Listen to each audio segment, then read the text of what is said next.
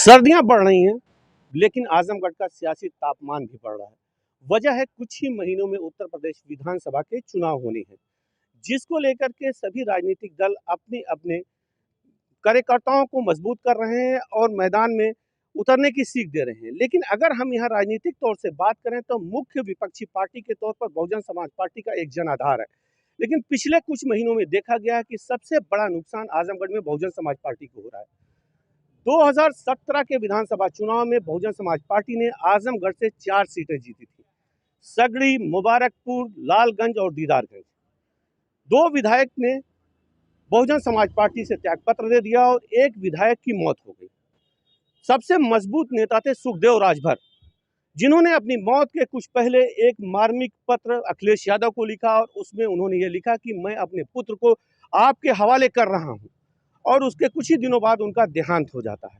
अब अटकलें ये लगाई जा रही हैं कि शायद हो सकता है कि इस बात को लेते हुए समाजवादी पार्टी सुखदेव राजभर के पुत्र को आगामी विधानसभा चुनाव में दीदारगंज से प्रत्याशी बना सकती है। वहीं दूसरी बात हम करें वंदना सिंह की। सगड़ी विधानसभा से वंदना सिंह बसपा के टिकट पर 2017 में विधायक बनी, लेकिन कुछ ऐसा उनके साथ भी हुआ। उनका कहना है कि उनके ऊपर एक आरोप लगाया गया जिसमें यह कहा गया कि वंदना सिंह ने अखिलेश यादव से मुलाकात की है। वो इस बात की सफाई देना चाहती थी, लेकिन बार बार कहने के बाद उनको मौका नहीं दिया गया। इससे नाराज होकर के अभी जल्दी ही वंदना सिंह ने भाजपा की सदस्यता ले ली।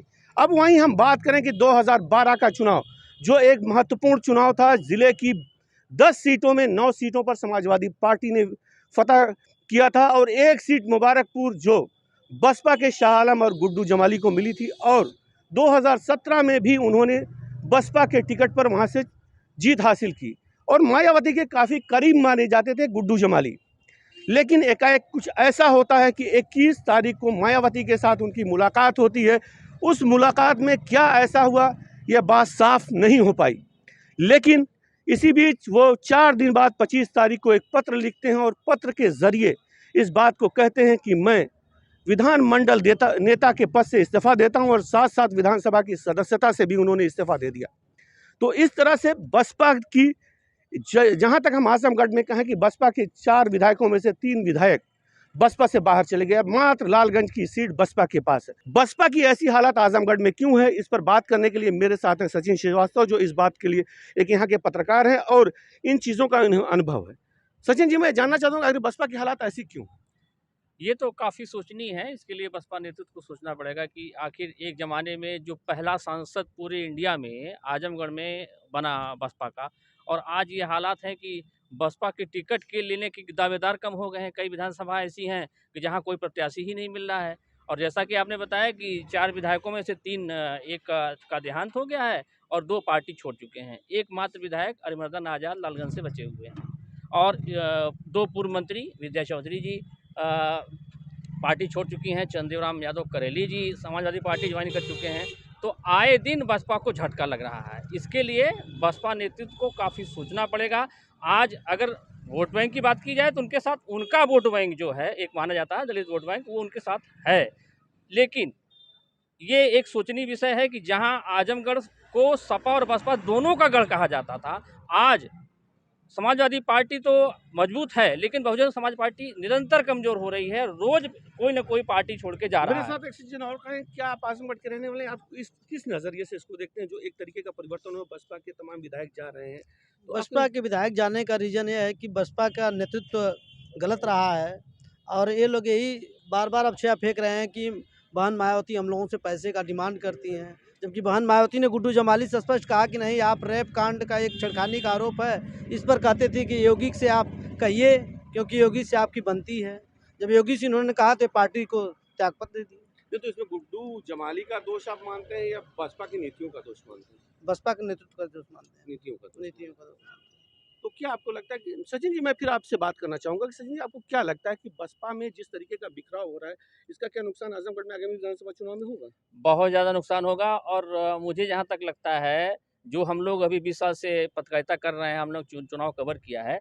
इस बार 2022 के चुनाव में सीधा मुकाबला समाजवादी पार्टी और भारतीय जनता पार्टी के बीच में होगा, क्योंकि भारतीय जनता पार्टी कभी भी आजमगढ़ में किला फतह नहीं कर पाई है, लेकिन इस बार उसको बसपा के कमज़ोर होने का फ़ायदा मिलेगा और बसपा, हमको नहीं लग रहा है कि आजमगढ़ से कोई भी सीट यहाँ से जीत पाएगी। नहीं, लेकिन उनके पास तो एक काडर और वोट बैंक है, एक काडर बैंक है वोट का, तो कैसे आप इसको नज़रअंदाज है उनके बसपा के काडर वोट को कैसे नज़रअंदाज किया जा भाई सकता है? काडर वोट बैंक रहेगा तो काडर वोट बैंक जिताने की स्थिति में नहीं है ना। 2017-7 में जब उनकी सरकार बनी तो यहीं उनके काफ़ी विधायक यहाँ से जीते और ब्राह्मणों ने भी सहयोग किया, दलितों ने किया और माइनॉरिटी के लोगों ने किया, यादव लोगों ने किया। यहाँ के करेली चंद्रराम करेली मुबारकपुर से जीत के आए थे, मंत्री बने, तो उनको सर्व समाज का वोट मिलता रहा और सर्वजन हिताय सर्वजन सुखाय की बसपा बात करती थी, लेकिन आज वो अपनी नीतियों से पलट चुके हैं। यही कारण है कि मतदाता भी उनसे और उनके नेता भी उनसे छिटक चुके हैं। लेकिन फिर भी तो ऐसा लगता है कि अब आज भी बसपा के टिकट पाने के लिए लोगों की लाइनें लगी हुई हैं। नहीं, लाइनें लगी हुई हैं, धनादों की लाइन लगी हुई है, कोई नेता नहीं उसमें है जो ये जनाधार वाला नेता हो। उसको ये लग रहा है कि हम बसपा के वोट बैंक से और विधायक बन सकते हैं, लेकिन ऐसी स्थिति अभी नहीं जो, है। जो जो कल चेंज हुआ तरोलिया विधानसभा का, इसको आप किस दृष्टिकोण से देखते हैं? क्या इसमें नहीं लगता कि भारतीय जनता पार्टी बैकडोर से दागियों को अंदर ले आने की प्रयास कर रही है? देखिए, ये कल बहुत महत्वपूर्ण घटनाक्रम जिले की राजनीति के लिए हुआ है, क्योंकि अखंड प्रताप सिंह जो है 2019 में जेल में गए थे और 2017 का चुनाव वो बसपा से लड़े, अतरौलिया से हार गए, तीसरे नंबर पे रहे, लेकिन उनको लगभग 53 से 54 हज़ार वोट मिला था। कल उनकी पत्नी ने लखनऊ में निषाद पार्टी को ज्वाइन किया है। अब ये संभावना ये बन रही है, उनकी डिमांड भी है कि हमको अतरौलिया से गठबंधन के खाते में अगर वो जाती है भाजपा गठबंधन में, तो वहाँ से वो चुनाव लड़ेंगी। ऐसे में 1 दर्जन जो वहाँ के भारतीय जनता पार्टी के प्रत्याशी उम्मीदवार संभावित थे और वो तैयारी कर रहे थे, उनके लिए ये बहुत बड़ा झटका माना जाएगा।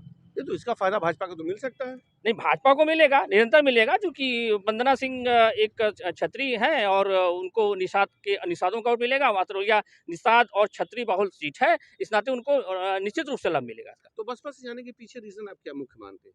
लोगों का बिखराव। अब बिखराव तो जैसे ये कहा ये जाता है, भाई बसपा के जो पार्टी छोड़ते हैं उनका ये कहना है कि हमसे पैसे की डिमांड बहुत ज़्यादा की जाती है, जो देने की स्थिति में आज के जो जनाधार वाले नेता हैं वो नहीं है, इसीलिए उनका मोहभंग होता चला जा रहा है। आप अगर इस साल के शुरुआत से देखें तो चंद्रराम यादव करेली ने पार्टी छोड़ी, फिर विद्या चौधरी ने पार्टी छोड़ी, फिर सुखदेव राजभर ने एक मार्मिक पत्र लिखा अखिलेश जी को और उन निधन के पहले उनको अपने लड़के को सपा में उन्होंने ज्वाइनिंग करा दिया। अब उसके बाद वंदना सिंह ने पार्टी छोड़ी और हाल ही में गुड्डू जमाली ने पार्टी छोड़ दी और कल जो है उनके अखंड की पत्नी वंदना सिंह ने निषाद पार्टी ज्वाइन कर ली। तो देखा जाए तो हर महीने बहुजन समाज पार्टी को झटका लग रहा है। अभी 2 महीने चुनाव में है, अब देखिए और कौन बड़ा विकेट गिरता है यहाँ से। अब देखिए जो भी बात है, लेकिन आजमगढ़ में कुल मिलाकर के हम देखेंगे तो पिछले कुछ दिनों में सबसे बड़ा नुकसान बहुजन समाज पार्टी को हो रहा है और इस तरीके से उनके सभी बड़े नेता या छोटे नेता जो हैं बसपा का साथ छोड़ रहे हैं। इसके पीछे वजह जो भी हो, लेकिन ये आगामी विधानसभा में देखने को जरूर मिलेगा। कैमरामैन गौरव श्रीवास्तव के साथ खुर्रम आलम नोमानी, एबीपी गंगा, आजमगढ़।